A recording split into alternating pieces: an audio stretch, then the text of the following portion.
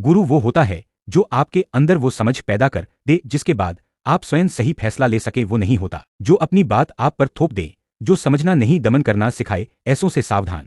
बड़ा मुश्किल है। 100 में कोई 2-4 कन्याएं ऐसी होंगी जो अपना पवित्र जीवन रखकर किसी पुरुष को समर्पित होती होंगी। कैसे वो सच्ची बहू बनेगी?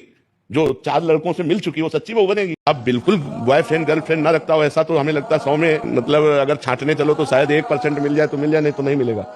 नहीं तो आजकल उठ के चलना नहीं आता, गर्लफ्रेंड बॉयफ्रेंड बनाना शुरू कर दिए। तो इसलिए हम लड़खड़ाते हैं इस बात में कहने में कि बॉयफ्रेंड नहीं है या गर्लफ्रेंड है। तो बहुत समस्या ये है कि शुद्ध वर मिल जाए या शुद्ध लड़की मिल जाए, ये बहुत बड़ी बात है।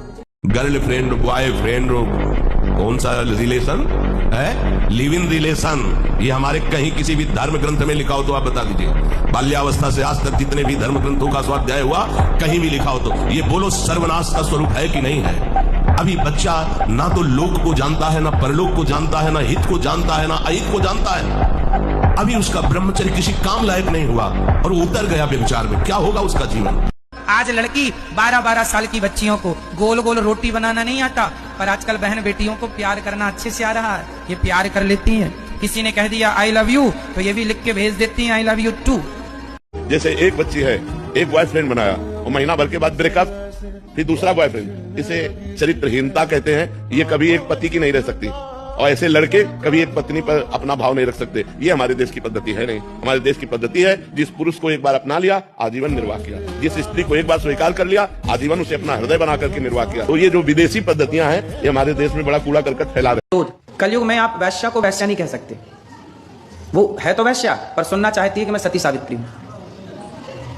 घूमेगी अर्धनग्न पर सुनना चाहेगी कि हमें देवी कहो।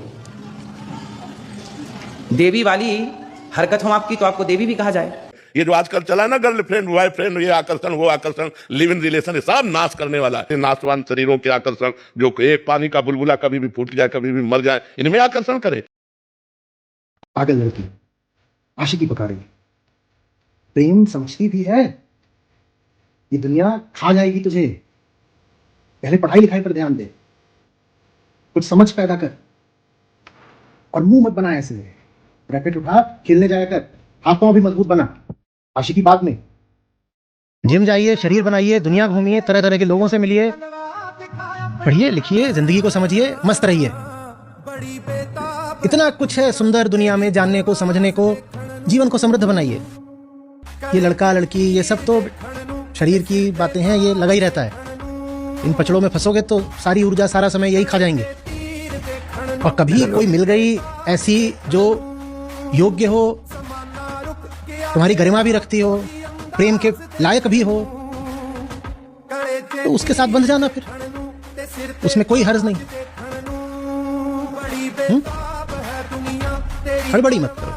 बुराई शारीरिक संबंध में नहीं हो जाती, बुराई होती है बुरे आदमी के साथ शारीरिक संबंध बनाने में। आदमी माने आदमी औरत कोई भी, तो संबंध बुरा नहीं होता, बुरे व्यक्ति से संबंध बुरा होता है। और आदमी बुरा है कि अच्छा, उसके लिए तो विवेक चाहिए ना। ये थोड़ी कि पहली दूसरी मुलाकात में ही कहा चलो बिस्तर उधर है। अरे जानो समझो देखो परखो, फिर किसी लायक हो दिखाई दे के मन के निकट आ सकता है तो फिर तन भी तन के निकट आ ही जाता है। प्राकृतिक बात है। दोनों एक आयु के होंगे तो उनमें सेक्सुअल रिलेशन बनेगा, ठीक है, बनने दो फिर। पर वो आखिरी बात होनी चाहिए कि बाकी सब शर्तें पूरी हो गई, बाकी सब ठीक है, तो अभी ये चीज भी फिर ठीक है। जब एक लड़की लड़के की ओर जाती है, जब एक लड़का लड़की की ओर जाता है तो उसमें कहीं ना कहीं एक छुपी हुई सेक्सुअल भावना होती है। ये कोई पाप नहीं हो गया, ये बात प्राकृतिक है, ये बात शरीर की है। तो जानने वालों ने फिर क्या समझा, उन्होंने कहा ठीक है, तुम्हें जाना ही है किसी लड़के की ओर तो कम से कम ऐसे लड़के की ओर जाओ, भले ही सेक्सुअल मोटिव से जा रहे हो, तो धीरे धीरे तुमको उस सेक्सुअलिटी के पार ले जाए। खोजनी ही है कोई लड़की तो ऐसी खोजो ना जो भले ही देह से लड़की दिखती हो पर एक मुकाम पर आकर तुम्हें देह से जितना ज्यादा हो सके उतनी आजादी दिला सकती है। मीरा कोई देखो ना, बहुत आगे निकल गई अध्यात्म में, लेकिन अभी भी कृष्ण को कह क्या रही है? पति ही तो कह रही है। वो जो स्त्री बैठी है उससे थोड़ी मुक्त हो पाई, पर उन्होंने ये कहा कि चलो स्त्री हूँ तो पति चाहिए, लेकिन फिर पति कृष्ण बराबर ही चाहिए। और अगर कृष्ण मुझे इधर अपने आसपास अपने राज्य में घर परिवार में नहीं मिल रहे हैं तो दूर वाला ही सही। कृष्ण को पति बनाया ये बात तो ठीक है, पर इस बात पे भी गौर करिए कि कृष्ण को पति ही बनाया, सहेली नहीं बनाया। क्योंकि सहेली नहीं बना सकती, क्योंकि महिला है, महिला को पुरुष चाहिए।